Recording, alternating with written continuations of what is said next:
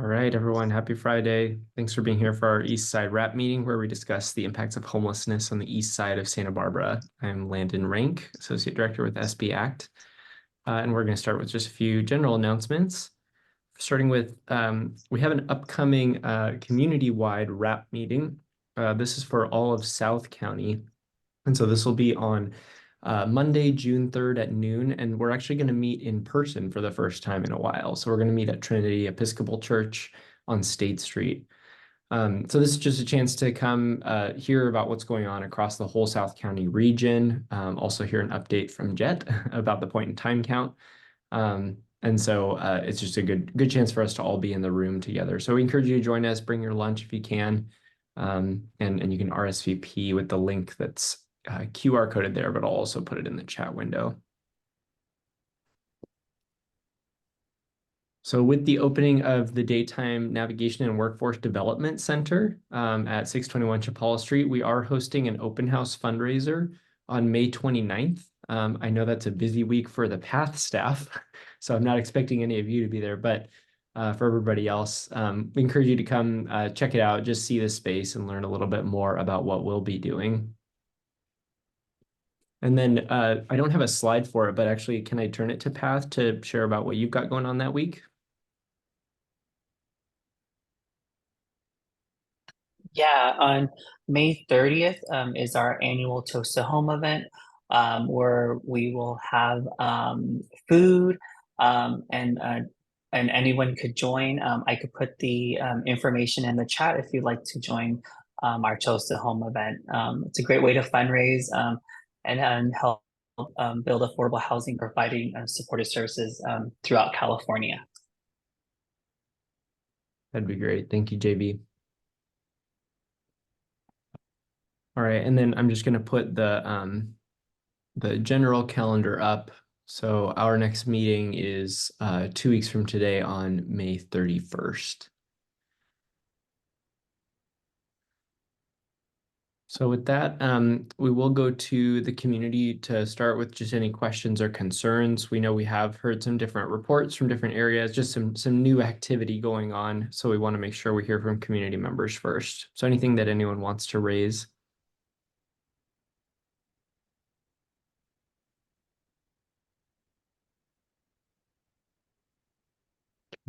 I'll do a plug for our Lived Experience Advisory Board.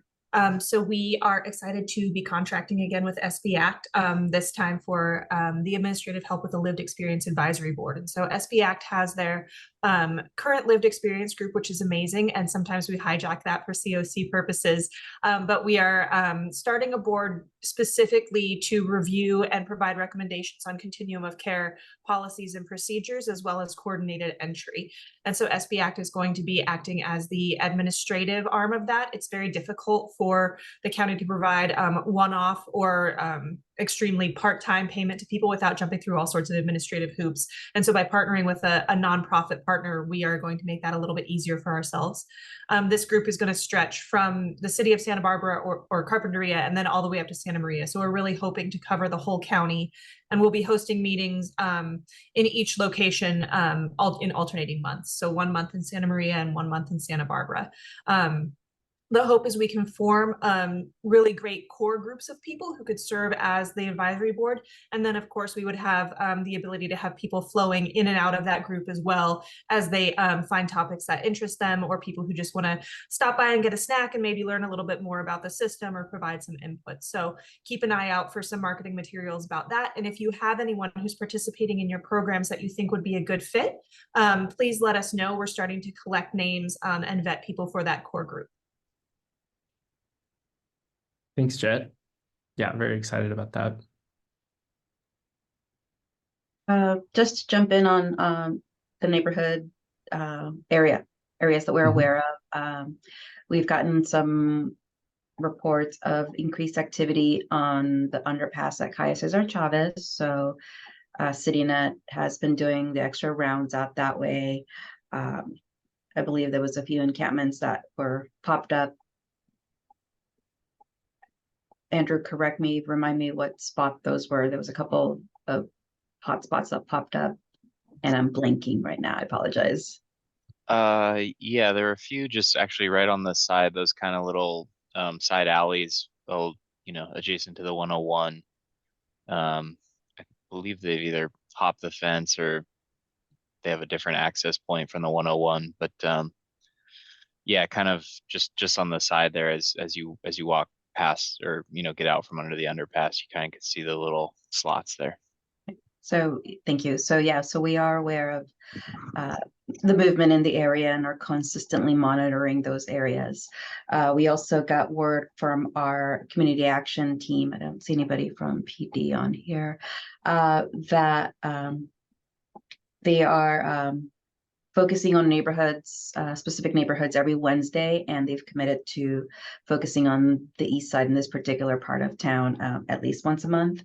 And they did have a significant event last week where they made a number of arrests and citations in the area. So hopefully you have all seen some improved conditions. So if not, let us know. We'll keep prioritizing those areas, but we're actively prioritizing this neighborhood at all fronts. Thanks, Liz. Yeah. So why don't we go ahead and go to our outreach providers to do some check-ins, and we'll start with Path. I know you gave an update about filling the outreach position yesterday, but I'd love for you to share it again for this group. Yeah, so we're actively recruiting for Odin's old position, big shoes to fill, but we're making progress, and so hopefully I'll have something exciting to report soon. I myself have walked the Milpas corridor twice this time, and engaged with several of our unhoused folks on the streets, and nobody really interested in services. I hope to make it down to the waterfront next week. I haven't made it down to that side of his area, and perhaps City Net can speak to it too. But Kasiki Street seems unusually quiet these last few weeks. Just even right out front, it's been pretty quiet. So anyway, progress is afoot. That's great. Thank you, Joel. Maybe to add that we've had a presence at the rescue mission. And so that has been good. Continue to also network with other service providers. We've now also taken our case managers to make those collaborations and to meet with others and look at resources, etc., that can come back to the guests here. So that has been great, just to add that. Thanks, Herschel. Let's go to our CityNet team. Hi, yeah, we've also noticed the area around Path has been a lot quieter lately. We actually had one person that was camped in that area that is in shelter now, so that's great. And a few other people over there in the Path area, we have set up appointments to meet with that were interested in services, and unfortunately those few people did not show up to the appointments, but we're continuing to monitor the area. Thank you, Olivia. I don't see anyone from Good Samaritan on the call, but speak up if you're here. Otherwise, let's go to Shannon with the YMCA. Good morning. We've basically been immersed in Buena Tierra this week. We had 9 unit viewings, and then we had a 10th have his voucher briefing for Buena Tierra. We had working on more waitlist applications and pre-apps. We had 5 more intakes this week, and in the last couple of weeks we had 3 more individuals move into transitional living, and we have 2 people that are moving on to tenant-based rental assistance. I'll share 2 of our rapid rehousing individuals, so they had that appointment this week. So that's it. Thank you, Shannon. That's exciting stuff. Can we go to Andrew with code enforcement? Yeah, hi, thanks, Landon. A lot of our focus on the east side has still really been directed down at Sycamore Creek area, Dwight Murphy Field, Ninos, particularly the individuals that are under the 101 bridge and kind of at that corner by the zoo, which I know we also discussed yesterday in the State Street waterfront RAP meeting. So we are paying very close attention to that area.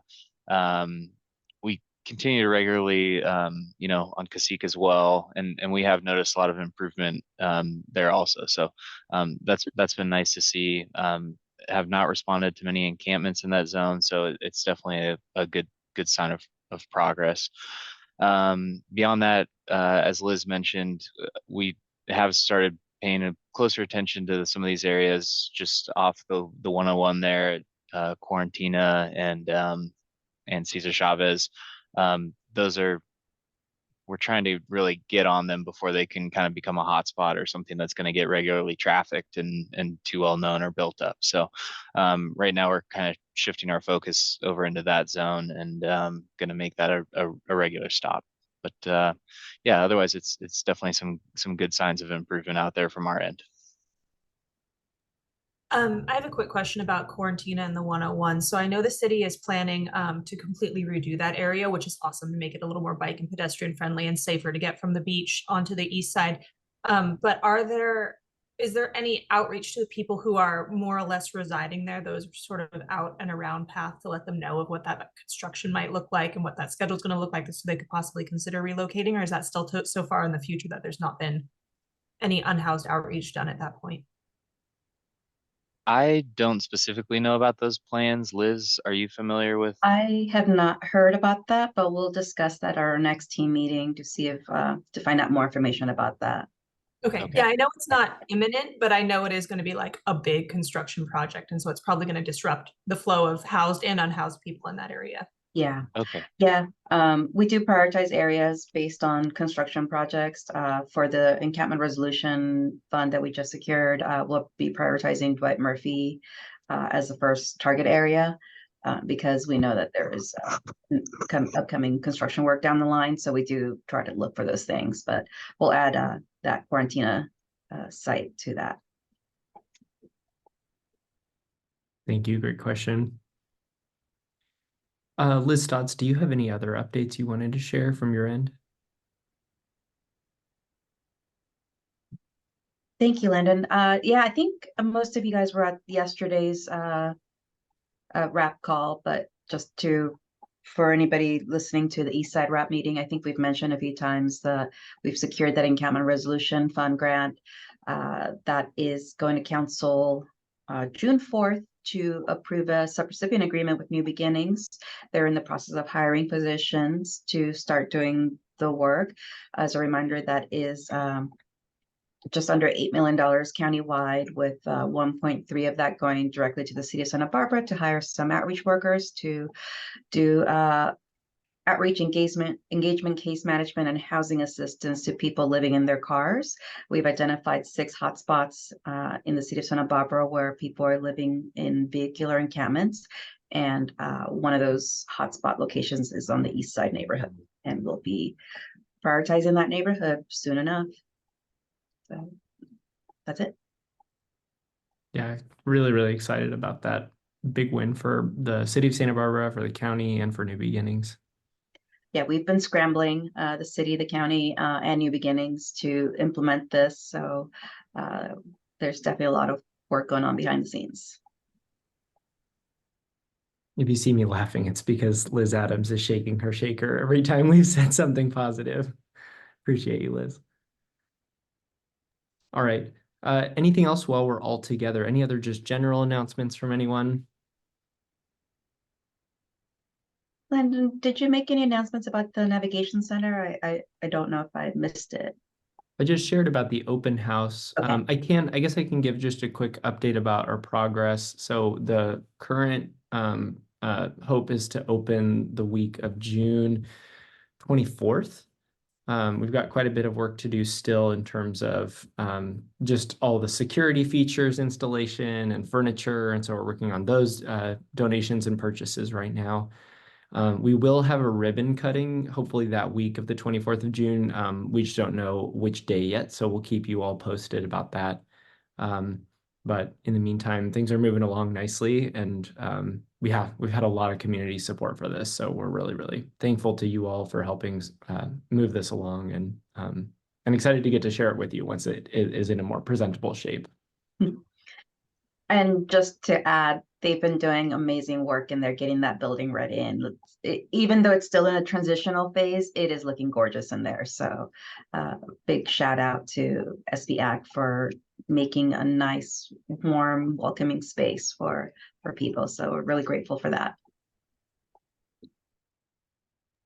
I guess one final thing I will mention for PATH is that we are finally looking at our calendars to schedule another round of going out and doing our check-ins with the neighbors.